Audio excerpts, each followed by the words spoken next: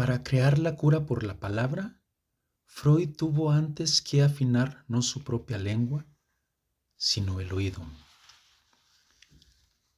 La palabra fue, originalmente, un acto mágico y todavía conserva mucho de su antigua virtud. Cuando tenemos un problema en el que no podemos dejar de pensar, lo que buscamos es hablar. Poner en palabras nuestras preocupaciones y ansiedades supone siempre un enorme alivio. Un buen café y una conversación con una persona amiga nos ayuda a desenredar el enmarañado ovillo de pensamientos y sentimientos que no nos deja tranquilos. Hoy en día reconocemos el valor de expresar en palabras aquello que nos abruma, por lo que resulta improbable que algo tan cotidiano como el diálogo resultara en la revolucionaria innovación de Sigmund Freud. Pero así fue.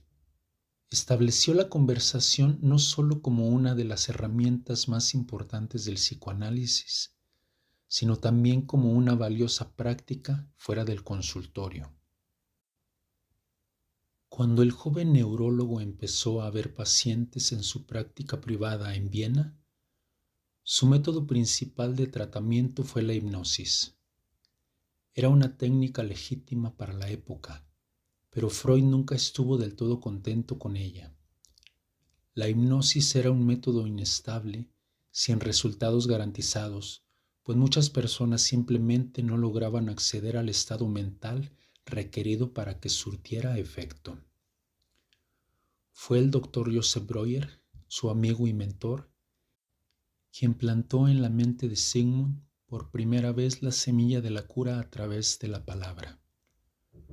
Breuer le contó el caso de una paciente suya, Berta Pappenheim, mejor conocida por el seudónimo Anna O., una joven diagnosticada con histeria.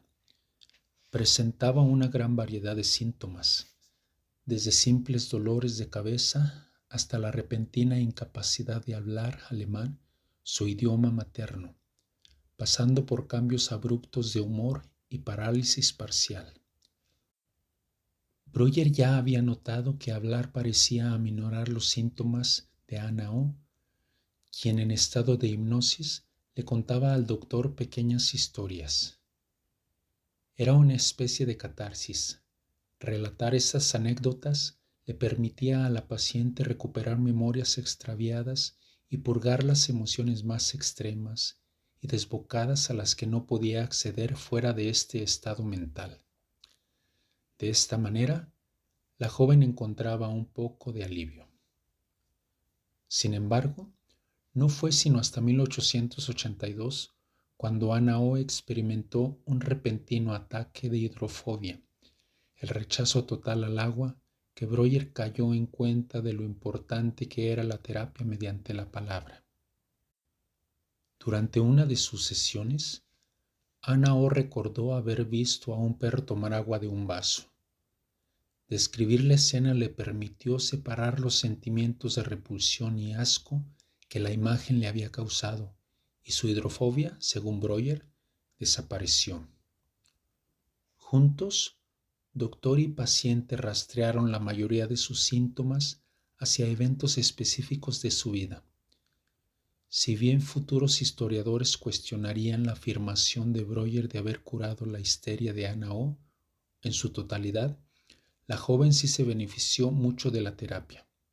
Es más, sería ella quien acuñaría el término de cura por la palabra, clave para el psicoanálisis. Cuando Freud se enteró del éxito que Breuer había tenido con este nuevo método, no tardó en ponerlo en práctica.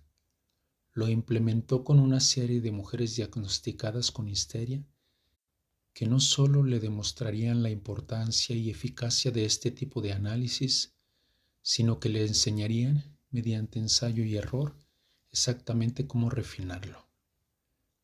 Para crear la cura por la palabra, Freud tuvo antes que afinar no su propia lengua, sino el oído. Fue su paciente Emmy von Enne quien le mostró la importancia del silencio. La mujer se molestaba cuando él interrumpía la narración de sus anécdotas para pedirle más información o datos más específicos. ¿Dónde, cómo, cuándo, quién? Estas preguntas solo la distraían. Cuando la dejaba hablar libremente, en cambio, ella lograba articular sus memorias de una forma mucho más clara.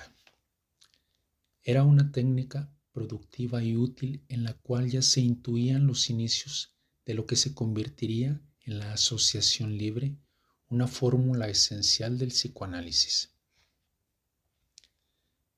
Pero no todas sus pacientes eran igual de comunicativas. Elizabeth von R., por ejemplo, se rehusaba a compartir ciertos detalles y tendía más a la formalidad y a la mesura. Fue con ella que él aprendió que diferentes temperamentos requieren distintas tácticas, pues con Elizabeth von R. era necesaria la insistencia. Su tratamiento también lo obligó a aceptar una lección más difícil de digerir. No bastaba con narrar los orígenes del trauma una única vez. La cura por la palabra era más un medicamento de acción lenta y de múltiples dosis que una poción mágica capaz de expurgar los agentes tóxicos en una sola sesión. En 1892 trató a Lucy R., una institutriz inglesa acosada por un olor persistente a budín quemado. Como la paciente no lograba entrar en el sonambulismo necesario para la hipnosis, Freud por fin dejó atrás esta técnica y utilizó los nuevos métodos que había estado practicando: el silencio atento, la observación minuciosa y el poder de la palabra, todo dirigido a alcanzar la catarsis de las emociones negativas que impedían que su paciente mejorara. Mirando a la distancia y siendo generosos, en estos primeros casos vemos los inicios de una de las innovaciones más revolucionarias de Freud y el psicoanálisis: la importancia de la palabra a la hora de traer a la superficie recuerdos reprimidos en las profundidades de la mente. Sus pacientes volvían a sentir las emociones que estas memorias encubrían, emociones que en su momento no habían sido capaces de procesar o que no se habían permitido experimentar. La catarsis emocional que ofrecen estas narraciones puede no ser la utópica panacea, la solución que muchos buscan, pero el proceso de descripción del recuerdo no solo es un alivio en el camino a la recuperación, sino también un auténtico método para reparar las heridas del pasado que sin tratamiento lastiman nuestro presente. La cura por la palabra es ahora una de las técnicas más usadas en la psicología y también fuera de ella. Pero si algo demuestra la historia de cómo Freud convirtió la palabra en un elemento fundamental del psicoanálisis, es que el germen del método tiene, en realidad, mucho más que ver con escuchar que con hablar.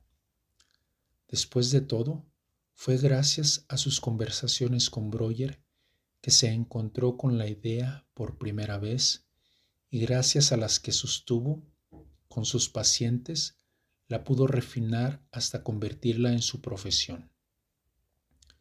Fue su capacidad de atender las necesidades de sus pacientes y su disposición al cambio, ambas virtudes mucho más asociadas con la escucha que con el habla, lo que le permitió modificar la manera en que tratamos las heridas de la mente.